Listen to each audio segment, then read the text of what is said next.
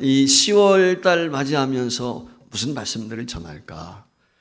참 코로나 상황이 이제 끝나가고 있고, 우리나라에서는 코로나 환자들 집계를 하지만 대체적으로 다른 나라에서는 코로나 환자들 이제는 집계를 하지 않습니다. 중증 환자들, 집중적으로 관리 대상자들만 정부가 관리를 하지, 다른 나라들은 거의 이제는 코로나에 대해서 그렇게 관심들을 갖지 않고 자유롭게 이동도 하고 그럽니다. 아직도 우리나라에서는 코로나가 몇 명 나왔다 이렇게 발표를 하지만은 다른 나라에서는 거의 하질 않고 있거든요.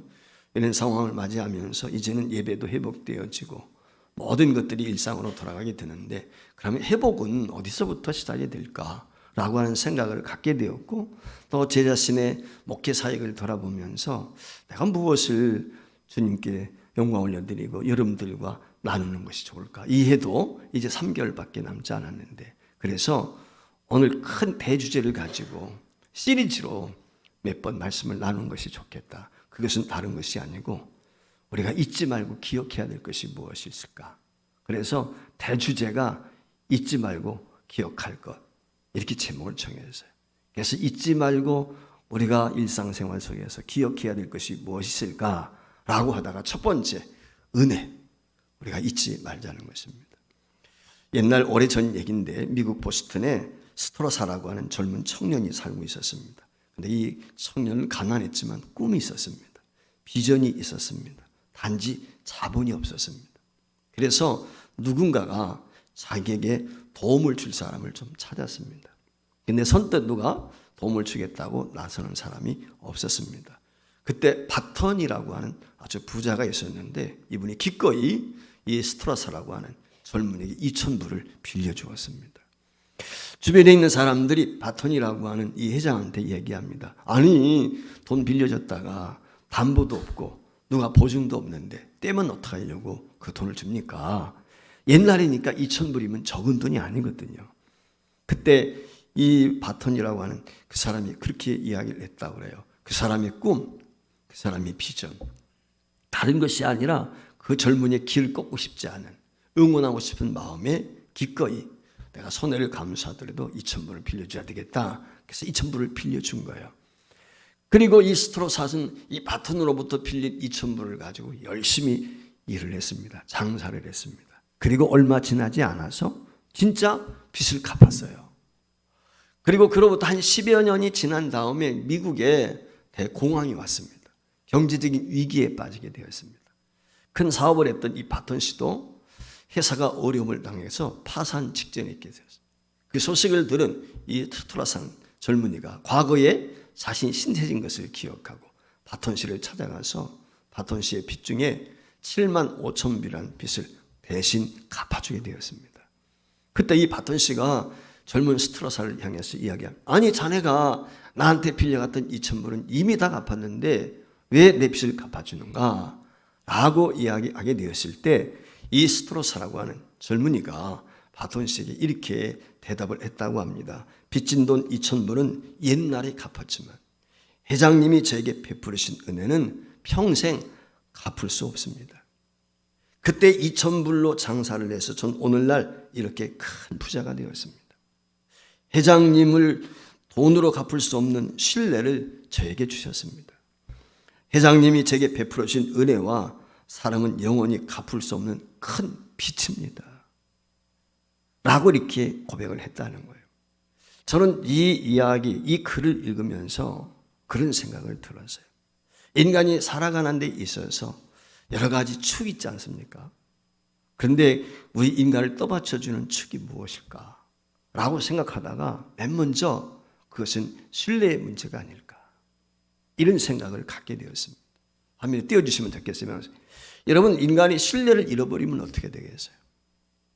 신뢰를 잃어버리면 모든 걸 잃어버리는 것이 아닐까? 그런 생각을 제가 갖게 되었습니다. 그래서 첫 번째 문제는 신뢰의 문제다. 여러분, 한번 생각을 해보세요. 아무것도 가진 것이 없는 청년입니다. 그런데 2,000불, 당시 작은 것이 아니거든요. 그거 손해볼 걸 감수하고 빌려준 바톤이라고 하는 회장이나 그것 가지고 열심히 장사해서 돈을 벌었다고 기꺼이 갚는 이 스트로사의 신뢰, 부러운 것 아니겠습니까? 이 신뢰가 있는 사회가 건강한 사회죠. 그러면서 또 하나 생각한 것이 있는데 그것이 뭐냐면 오늘 이 스트로사의 고백 가운데 나오고 있는 이야기예요. 베푸신 은혜와 사랑은 영원히 갚을 수가 없습니다. 라고 하는 이런 이야기를 했는데 바로 이 스트로사의 젊은 사람이지만 은혜를 더 소중하게 여기는 그의 태도, 삶의 태도, 이게 참 중요하구나. 그런 생각을 갖게 되었습니다. 여러분, 행복한 삶은 여러분 태도에 있습니다. 어떤 상황, 어떤 형편에 있든 우리가 세상을 경험하면서 여러 가지 일들을 체험하게 되는데 환경이나 여건 다 대동소이합니다. 그런데 그 환경과 여건을 만났을 때 어떤 자세를 취하느냐, 어떤 태도를 갖느냐에 따라서 성공하기도 하고 실패하기도 하는 것입니다. 문제 앞에 직면했을 때 어떤 자세를 갖는가, 그게 굉장히 중요하다. 그러니까 삶의 태도가 굉장히 중요합니다. 우리 자녀들에게 부모된 여러분들이 가르쳐야 될 것이 있다면 정직성, 신실함이에요. 저는 대한민국이 신실하다면 다 살 수 있다고 생각해요. 성실하면 살 수 있어요. 누구한테 인정을 받는 사람이라면 어느 곳에든지 살아남을 수 있어요. 이 신뢰의 문제. 그리고 또 하나는 삶을 대하게 됐을 때 부정적인 것이 아니라 긍정적인 태도를 갖는 것이 얼마나 중요한가 라고 하는 것을 한번 생각해 봅니다. 사랑하는 여러분, 은혜는 돈으로 계산할 수 있는 것이 아닙니다. 은혜라고 하는 것은 그 가치가 무궁하고 그 힘은 대단한 것입니다. 여기서 우리는 나 같은 죄인에게 베풀어 주신 하나님의 은혜를 생각해 보지 않을 수가 없습니다. 사실 이 땅의 모든 인류, 자연만상을 비롯해서 그 어느 것 하나 하나님의 은혜에 비치지 않은 것이 없습니다. 모든 것이 하나님의 은혜를 입고 삽니다. 하나님의 은택으로 사는 것입니다. 우주 만물 모든 것이 하나님의 은혜 안에 거하는 것. 이것을 흔히 이야기할 때 이런 은혜를 일반 은총, 일반 은혜다 그렇게 이야기를 하죠. 근데 저와 여러분이 예수 믿었습니다. 하나님의 자녀가 되었습니다. 이것은 일반 은총으로 끝나지 않습니다. 이 은혜는 특별한 은총이에요. 특별한 은혜가 있습니다. 저와 여러분이 하나님의 자녀가 된 것은 내가 의가 있어서, 내가 공로가 있어서, 내가 이 세상에 누구보다도 빼어났기 때문에 하나님의 자녀가 된 것이 아니라 값없이 무조건적으로 하나님이 저를 불러주시어서 이 땅에 80억이 살고 있는데 그 가운데서 예수 믿는 하나님의 백성이 되고 하늘나라 상속자, 기업을 물을 수 있는 하나님의 자녀가 되었다는 것입니다. 이 점에 대해서 예배서 2장 8절 9절 말씀에 보면 이렇게 말씀하고 있지 않습니까? 같이 읽어볼까요? 너희는 그 은혜에 의하여 믿음으로 말미암아 구원을 받았나니 이것은 너희에게서 난 것이 아니요 하나님의 선물이라. 행위에서 난 것이 아니니 이는 누구든지 자랑하지 못하게 하려 함이라. 할렐루야. 그렇습니다. 저나 여러분 모두가 이처럼 하나님의 자녀가 되어 하늘나라 상속자가 되었다는 것은 하나님께서 저와 여러분에게 무조건적으로 베풀어 주신 망각하신 은혜, 그 한없는 은혜 때문이라는 거예요. 사랑하는 여러분, 삶의 열매 소망도 전적으로 하나님의 은혜로 이루어지는 것입니다. 황금 들녘을 바라보면서 그런 생각을 했어요. 야, 참 수고들 많이 했겠다. 농부들이 태풍도 있었고 뜨거운 태양도 있었고 폭우도 있었고 가꾸기에 얼마나 숙고했을까. 그러나 근본적으로 열매 맺게 하시는 분이 누구십니까? 하나님이시죠. 하나님의 인도하심이 있었습니다. 하나님의 돌보심이 있었어요. 하나님이 때를 따라 비를 주셨고 태양을 적절하게 비출 수 있도록 은혜를 베풀어 주셔서 이 황금 들녘이 있구나라고 하는 생각을 제가 시골에 다녀오면서 갖게 되었어요. 그러면서 오늘 하나님 앞에 감사하고 우리의 남은 생애도 하나님 앞에 의뢰할 수 있다면 그것처럼 복된 것이 어디 있을까? 이런 생각을 갖게 된 것입니다. 오늘 본문 말씀이 바로 이와 같은 것입니다. 이제 이스라엘 백성들이 가나안을 목전에 두고 있습니다. 40년 광야 생활이 끝났습니다. 모세가 가나안 땅에는 비록 들어가지 못하지만 지난 40년의 여정을 돌아보면서 이제 가나안 땅에 들어가서 살게 될 그 후손들 이스라엘 백성들을 향하여 정말 마지막 생명을 건 그런 설교의 마지막 설교를 하고 있는 것이죠. 이것이 신명기서거든요. 신명기서의 대주제는 다른 데 있지 않습니다.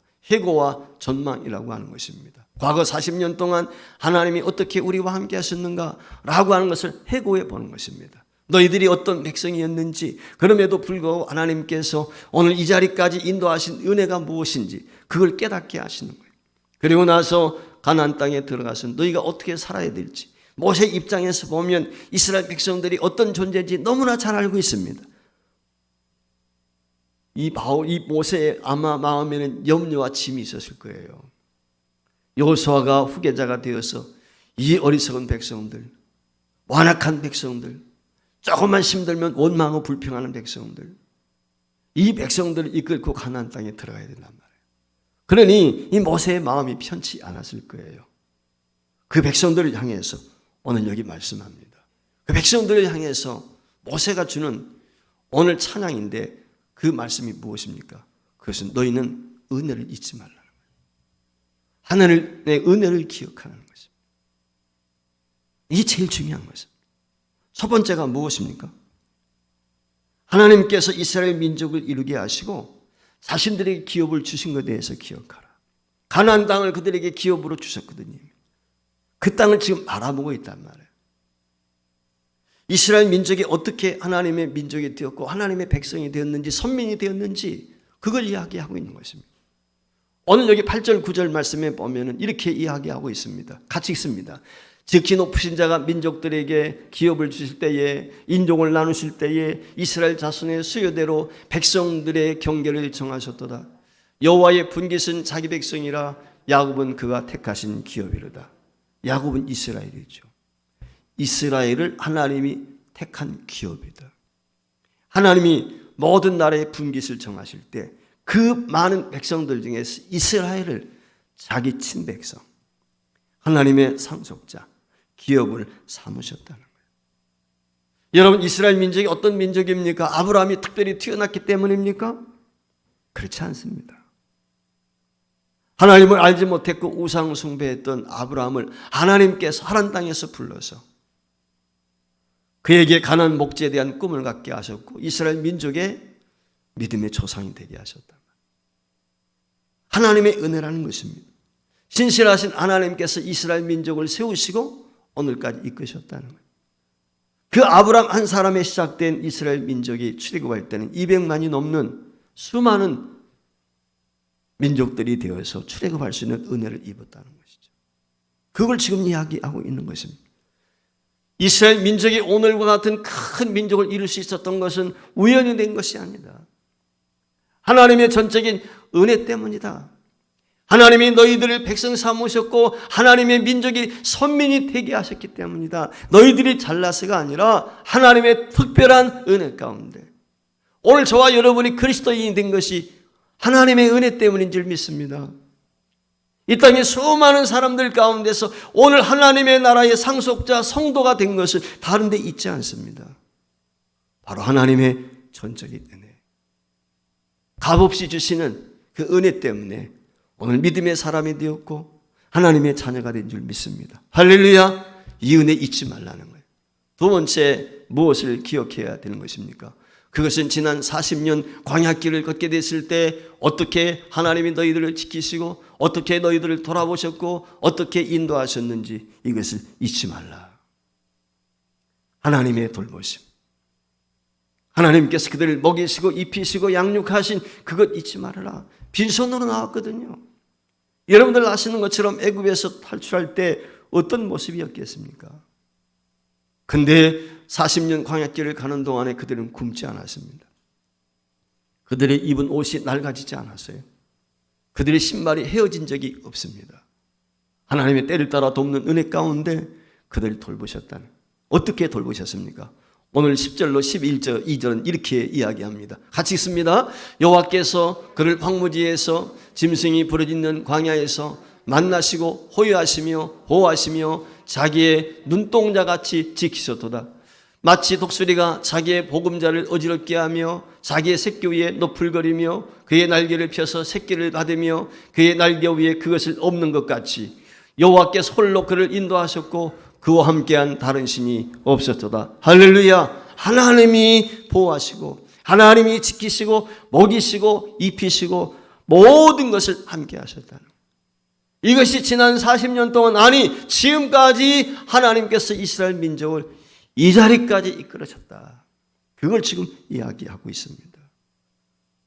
사랑하는 성도 여러분, 하나님께서 여러분을 이곳까지 인도하셨다고 믿습니까?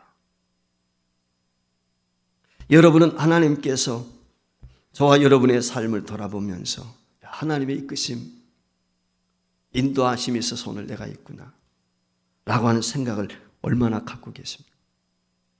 우리 인생 살다 보면 이 팬데믹 상황 속에 습기 어려움도 많이 있었겠지만 많은 고비가 있죠. 풍파가 있습니다. 바람 불 때 있는가 하면 태풍 불 때도 있고 눈 몰아칠 때도 있단 말이에요. 우리 인생도 똑같은 거거든요. 근데 그런 어려움 속에서도 하나님의 특별한 섭리와 은혜 속에 저와 여러분들이 이 자리까지 왔어요. 이 점을 우리가 기억해야 됩니다. 저 자신만 보더라도 그래요. 하나님의 선하신 인도였다. 제가 말씀을 준비하면서 제 목회 사역을 한번 돌아봤어요. 제가 78년도 9월 첫 주일날 영등포에 있는 영은교회라고 하는 교회에서 첫 사역을 시작을 했습니다. 굉장히 두렵고 떨렸습니다. 이유가 있습니다. 큰 교회였기 때문에. 그 교회가 영등포구에서 그 당시는 여의도 순복음교회도 영등포구였습니다. 여의도 순복음교회 다음으로 큰 교회였어요. 주일학교만 2,000명이면. 근데 주일학교 전도사로 간 거예요. 한번 상상을 해보세요. 수많은 아이들. 군대 갔다 와가지고 처음 얼마나 두려움이 있었겠습니까? 9월 첫 주, 지금도 잊지 않는데 9월 첫 주에 제가 그 교육전도사 사역을 시작을 했습니다. 그리고 9월 달이 지났으니까 제가 만 44년을 목회하면서 지금까지 왔습니다. 아시는 분들도 계시겠지만 대개는 모르라고 생각이 드는데 제 가정사를 비롯해서 지금까지 건강 문제라든지 여러 가지 면에서 힘들고 어려움이 많이 있었지만 사실 저는 제 생명이나 그 어떤 것을 돌아본 적이 없어요. 오늘이 마지막이다. 이런 마음을 가지고 지금까지 왔습니다. 내일 죽어도 오늘 죽어도 나는 감사합니다. 만족합니다. 이 은혜로 지금까지 살았어요. 그래서 내일에 대한 염려, 걱정을 저는 해보지도 않고 앞으로도 하지 않으려고 합니다. 하나님의 은혜로 지금까지 왔으니까 장래에도 책임져 주실 것이다 라고 하는 생각이 있기 때문에 모든 것을 돌아보면 바울 사도와 같은 고백을 드릴 수밖에 없어요. 나의 나됨은 전적인 하나님의 은혜였다. 우리가 고린도전서 15장 10절 말씀에 보면 바울이 그런 고백을 하지 않습니까? 제가 오래전에 그런 제목을 가지고 설교한 적이 있었어요. 시편 90편에 있는 말씀을 통해서 은혜 위에 은혜다.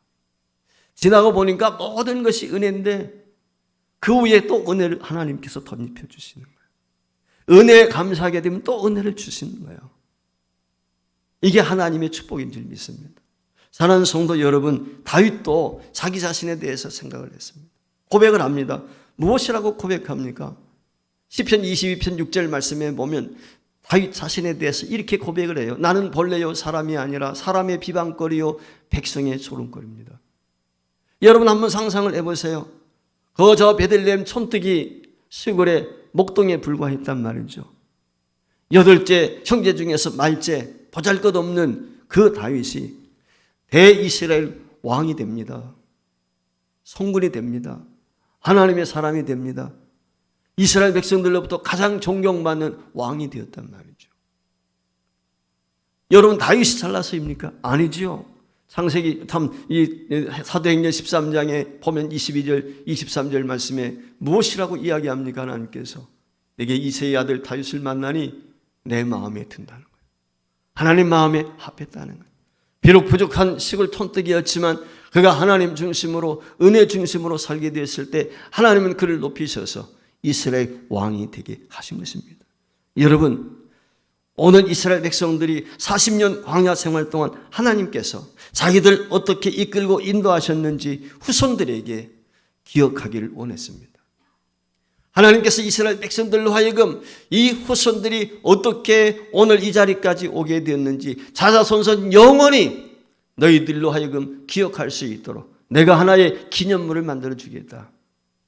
제 생각에는 그래서 하나님이 만들어주신 기념물이 있습니다. 그것이 바로 법궤라고 하는 것입니다. 여러분 잘 아시는 것처럼 법궤 속에는 무엇이 있습니까?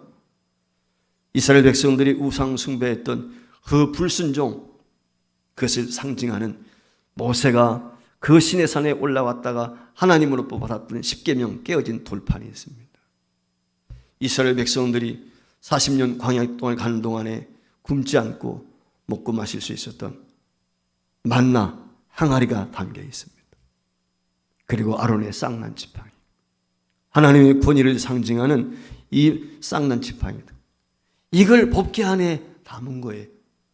그리고 그 세 가지 성물은 이스라엘 백성들의 그 모든 40년 여정 가운데 행동, 그들의 마음, 그들의 모든 것들이 담겨 있고, 그것을 통해서 하나님께서 이스라엘 백성들이 어떠해야 되는지를 깨우쳐 주기 위한 하나의 성물이라고 이야기할 수 있습니다.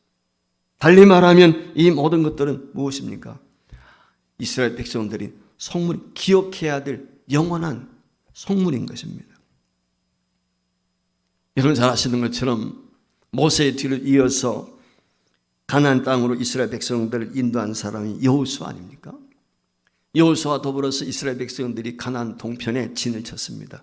그리고 요단 동편에 이제 요단강을 건너가야 됩니다. 홍해를 건넜던 이스라엘 백성들이지만 모세는 죽었습니다. 두려움이 앞섰겠죠. 근데 하나님의 명령을 따라서 법궤를 맨 제사장들이 그 요단강에 발을 들여놓는 순간 바닷물이 갈라지게 되고 이스라엘 백성들이 무사히 요단을 건너서 이제 가나안 땅에 들어가게 된단 말이죠. 그때 여러분 어떤 행위를 합니까? 그들이 요단강 가운데 있던 돈 12개를 취합니다. 각 족속 지파별로 하나씩 취해가지고 그것을 기념 삼아서 하나의 돌담을 쌓죠. 그리고 그것을 기념합니다. 여호수아서 4장 7절 말씀에 보면 이런 말씀이 있어요. 이 돌들이 이스라엘 자손에게 영원히 기념이 되리라. 다시 한번 화면 띄워주시면 같이 읽어봤으면 좋겠어요. 여호수아서 4장 7절 말씀, 화면에 혹시 방송실에 있으면 한번 따라합니다. 이 돌들이 이스라엘 자손에게 영원히 기념이 되리라. 영원한 기념비를 세웠단 말이에요. 성경 말씀에 보면 이와 같이 기념물들이 종종 등장합니다. 사사시대 마지막 사사가 사무엘 선지자인데 그 사사 사무엘 전의 선지자가 엘리예요. 한마디로 말하면 영적으로 피폐했을 때예요. 영적으로 어두운 시대입니다. 하나님의 말씀이 희귀한 시대입니다. 그때 사무엘이 뒤를 이어서 사사가 됩니다. 선지자가 됩니다. 여러분 아시는 것처럼 부패했던 이 엘리 제사장 시대에 블레셋과 전투하다가 법궤를 빼앗기지 않습니까? 흠리와 비닐스라고 하는 두 제사장이 죽지 않습니까? 이런 시대란 말이죠. 그 뒤를 이어서 사무엘이 선지자가 되었을 때 신앙부흥, 한마디로 말하면 기도회를, 미스바 대성회를 진행하게 된 것입니다. 그래서 이스라엘 백성들을 미스바 골짜기에 모아놓고 대집회를 하는 거예요. 근데 블레셋 사람들이 이스라엘 백성들이 미스바에 다 모였다 한 얘기를 들었어요. 그 블레셋 사람들의 관점에서 보면 이제 도간의 든지야. 이스라엘 사람들이 이때의 절호의 키다. 우리가 저들을 진멸할 수 있는 절호의 키다. 그래서 블레셋 사람들이 대군을 이끌고 이 미스바 성회로 기도회로 모여있는 그곳에 저들이 침략해 들어왔어요. 그때 하나님 앞에 울주지 기도합니다. 놀라운 기적이 나게 되지요. 그것이 무엇입니까? 블레셋 진영의 우레와 번개, 낙뢰가 치기 시작합니다. 여러분 전쟁 무기를 가지고 오는데 번개 치면 어떻게 되겠어요? 쇳덩어리를 가진 사람들이 벼락에 맞아 죽을 수밖에 없잖아요. 그러니까 모든 병기들 내팽개치고 혼비백산해서 도망갑니다. 이스라엘 백성들이 대승을 거둔 거예요. 그것을 기념해서 그들이 하나의 기념비를 세우는데 미스바와 센 사이에 하나의 돌을 세웁니다. 도움의 돌, 그리고 에벤에셀, 하나님께서 여기까지 도우셨다. 도움의 돌을 그곳에 세운 것입니다. 여러분 이 모든 것들은 하나님의 도우심, 하나님의 인도하심을 기억하기 위해서인 것입니다. 여러분 기억하지 못할 때 오늘 우리가 이스라엘 백성들의 모습을 통해서 깨닫게 되는 것이 무엇입니까? 기억하지 못하면 원망하게 돼 있어요. 기억하지 못하게 되면 불평하게 돼 있습니다. 기억하지 못하면 죄악에 빠지게 돼 있습니다. 우리가 하나님의 은혜를 받은 것, 그 은혜를 기억하지 못할 때 그 순간 우리는 타락하기 시작하는 것입니다. 하나님께서 어떻게 애굽을 출애굽시켰고 그 40년 광야길을 걷게 하셨습니까? 어떻게 이스라엘 백성들을 애굽에서 이끌어내셨고 어떻게 홍해를 건너게 하셨습니까? 어떻게 아무것도 없는 그 광야에서 40년을 먹고 살면서 그 험한 길을 걸어올 수 있게 하셨는가? 이게 전적인 하나님의 은혜였거든요. 그런데 어떻게 출애굽했는지, 어떻게 하나님이 우리가 이 길을 걷고 있는지 하나님의 은혜를 기억하지 못하고 깨닫지 못하고 잊어버리게 되었을 때 그들은 원망합니다. 불평합니다. 투정합니다. 죄악에 떨어지는 거예요. 그리고 심판을 받습니다. 여러분 잘 아시는 것처럼 애국에서 나온 20세 이상 된 모든 사람들은 가나안 땅을 밟지 못하고 다 죽고 말았어요. 그 이유가 무엇입니까? 구원의 은혜를 입었음에도 불구하고 감사할 줄 몰랐던 사람들, 그 은혜를 망각한 사람들, 하나님이 주신 가나안 목지에 들어가지 못하고 다 죽고 만 것입니다. 이것이 바로 부패하고 타락한 사람의 인간의 모습인 것이죠. 사랑하는 성도 여러분, 오늘 우리도 마찬가지입니다. 우리도 하나님의 은혜를 잃어버리는 순간 타락할 수 있어요. 하나님의 은혜를 망각하는 순간 원망 불평할 수 있습니다. 기억하십시오. 하나님의 은혜를 기억하는 사람이 지혜로운 사람입니다. 하나님의 은혜를 아는 사람이 감사할 수 있습니다. 하나님의 은혜를 알고 감사하는 사람이 겸손한 사람입니다. 다른 사람이 겸손한 사람이 아니에요. 감사는 겸손해야 하는 것입니다. 겸손하지 못하면 감사할 수 없어요. 그래서 저는 그런 생각을 합니다. 은혜를 깨닫고 감사하는 사람, 겸손한 마음을 갖고 있으면 하나님이 또 은혜를 주세요. 더 풍성한 복을 주세요. 저는 이것을 축복의 순환 논리라고 정의하고 싶습니다. 복을 받았어요. 근데 나누는 거예요.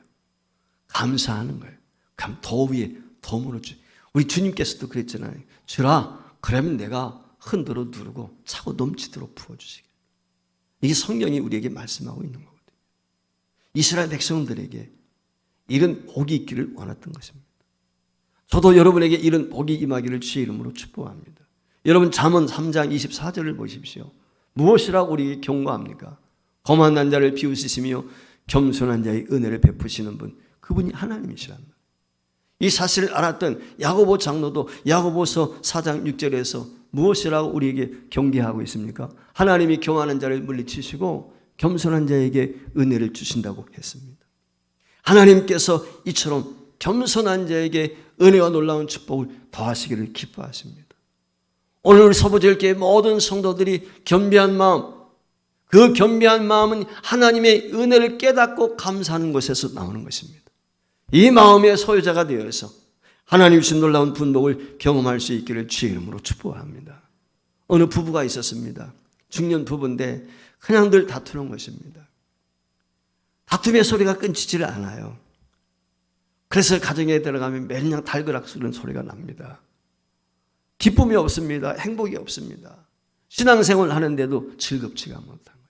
근데 어느 날 보니까 자기 또래 비슷한 부부를 교회에서 발견하게 됐는데 얼굴에 환한 빛이 있고 기쁨이 있고 행복해 보이는 거예요. 야, 저 사람은 어떻게 저렇게 행복한 모습으로 교회 출입하면서 예배할까? 가만히 살펴보니까 자기 집이나 그 집이나 별 차이가 없어요. 그 집이 굴리는 차나 내가 굴리는 차나 별 차이가 없어요. 나보다 월등하게 잘 사는 것도 아니에요. 잘난 것도 아니에요. 근데 그 부부는 늘 행복해 보여요. 기뻐 보이는 거예요. 부러웠습니다. 그래서 그 부부와 사귀고 싶었어요. 그래서 교제를 시작했습니다. 그리고 어느 날 묻습니다. 당신은 어떻게 그렇게 늘 행복해 보입니까? 당신들 얼굴 표정은 항상 기뻐하는데 그 이유가 무엇입니까? 그 비결이 무엇입니까? 그랬을 때 그 부부가 그렇게 이야기를 했답니다. 우리의 비결은 다른 데 없어요. 내 아내를 부족하다고 생각합니다. 그래서 저는 아내를 보고 그렇게 합니다. 야, 당신이 나를 구해줬어. 당신 아침 내가 호레비로 늙을 텐데. 늘 이런 마음 가지고 삽니다. 그러면 아내는 무엇이라고 대답합니까? 반대로 그런다는 거죠. 당신이 날 택해주지 않았으면 나는 늙은 과부로 살 수밖에 없을 텐데. 늙은 처녀죠. 과부는 아니고. 처녀로 살 수밖에 없을 텐데 이렇게 날 구해주셔서 고맙다고. 실수라도 해서 잘못하게 되면 상대방의 탓을 돌리지 않고 내가 잘못해서 그렇다. 서로가 자기 탓으로 돌린다는 거예요. 그래서 우리는 이렇게 행복하게 삽니다 라고 이야기를 하더라고요. 근데 이 부분은 정반대였거든. 하필은 너 같은 것을 내가 만나가지고. 이게 원망이고 투정인 거예요. 남편도 아내도 늘 그런 마음이 있었단 말이죠. 뭐 하나를 실수하면 누구 탓, 당신 탓, 네 탓, 내 탓 따지기에 그게 다투는 거예요. 근데 그 가정은 실수가 있든지 허물했을 때 내가 잘못해서, 내가 부족해서, 내가 도와주지 못해서 그렇다. 그래서 이 부부가 그 부부를 바라보면서 나도 우리 부부도 행복한 부부가 돼야 되겠다. 한번 좀 배워보자.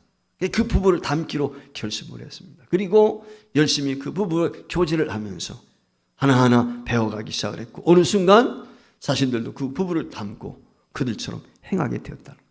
그때 진정한 부부의 사랑도 행복도 경험할 수 있다는 것이죠. 여러분, 우리가 은혜를 알 때 감사하게 돼요. 좀 전에 말씀을 드린 것처럼 감사는 겸손하지 못하면 못해요. 표현할 때 감사합니다, 고맙습니다. 이게 겸손한 마음이 있어야 돼요. 그래서 감사하는 사람은 겸손해지는 것입니다. 그 감사와 겸손이 있을 때 사랑한다고 고백할 수 있어요. 거기서부터 나오는 사랑이 진짜인 것입니다. 이것이 바로 은혜가 은혜되게 하는 것입니다. 산성도 여러분, 저와 여러분은 은혜자입니다. 이제는 은혜자답게 살아야 돼. 즉 은혜가 은혜되게 해야 됩니다. 이 은혜가 은혜되게 될 때 세 번째 중요한 것이 있습니다. 은혜를 기억하고 하나님 앞에 나올 때마다 우리의 예배가 진짜 예배가 되는 거예요. 참 예배가 됩니다. 진정한 예배가 되는 것입니다. 참 예배를 드릴 때 영혼의 안식이 있습니다. 진정한 예배를 드릴 때 거기에 감격과 기쁨이 있습니다. 여러분이 한번 묻고 싶어요. 여러분들 예배당에 나오셨을 때 예배당 현관문을 딱 열고 들어오실 때 어떤 기분으로 여기 앉아 계세요? 지금? 예배당에 나와서 예배드린 감격이 있습니까, 여러분? 거기에 대한 기쁨이 있습니까? 야, 오늘 내가 예배할 수 있다니. 오늘 내가 하나님을 찬양할 수 있다니. 여기에 대한 기쁨이 있습니까? 내가 오늘 성도들과 교제할 수 있다니. 여기에 감동이 있습니까? 여러분, 이런 은혜를 경험하는 사람은요, 예배당 사이즈가 상관이 없습니다. 예배당 분위기가 상관이 없습니다.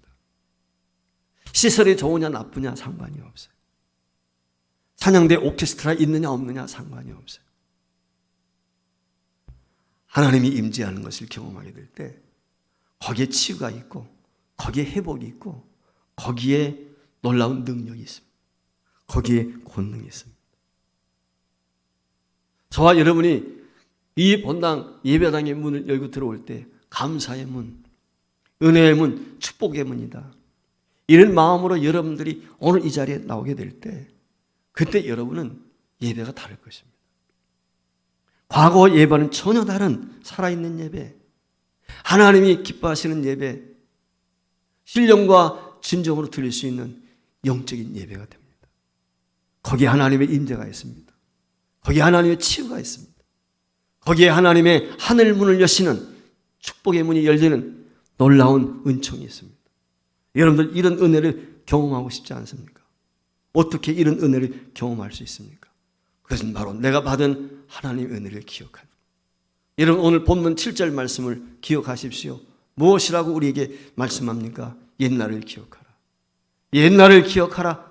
역대의 연대를 생각하라. 이거 잊지 말아야 돼. 지금까지 날 이끄시고 인도하신 하나님, 나에게 입히시고 먹이시고 나를 돌보신 그 하나님, 그걸 잊지 말라.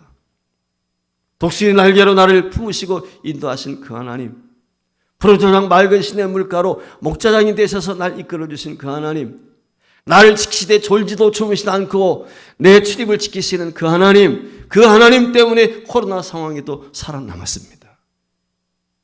폭풍 가운데서도, 태풍 가운데서 살아남았어요. 오늘 저와 여러분이 오늘 있는 것입니다.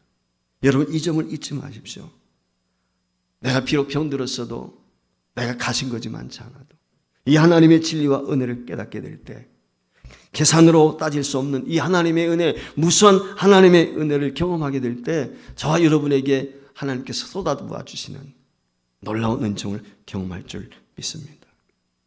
저와 여러분이 은혜를 기억한다면 저는 확신합니다. 여러분들이 잃어버렸던 것들이 있다면 회복될 것입니다. 건강이 회복될 것입니다. 물질도 회복될 것입니다. 가정 행복도 회복될 것입니다. 여러분, 심령 속에 감사의 샘이 흐르게 하십시오. 여러분 가정에 은혜의 샘이 흐르게 하십시오. 마른 땅에 생미 솟아 흘러들게 될 때 생명이 살아납니다. 새로운 일들이 일어납니다. 마찬가지로 여러분의 삶에 은혜가 회복될 때 삶이 새로워집니다. 생기가 있습니다. 하나님의 새로운 역사를 경험할 수 있습니다. 사랑하는 성도 여러분, 지금까지 오시면서 코로나 상황 속에서 어려움이 많고 힘든 일도 많았지만 돌아보면 전적인 하나님의 은혜였습니다. 잊지 마십시오. 내가 은혜자라는 것을. 내가 많은 은혜를 받고 살고 있다는 것을. 그리고 저와 여러분이 앞으로도 이 하나님의 은혜로 살 것입니다. 우리가 잊지 말고 기억해야 될 것, 그것은 하나님의 은혜입니다.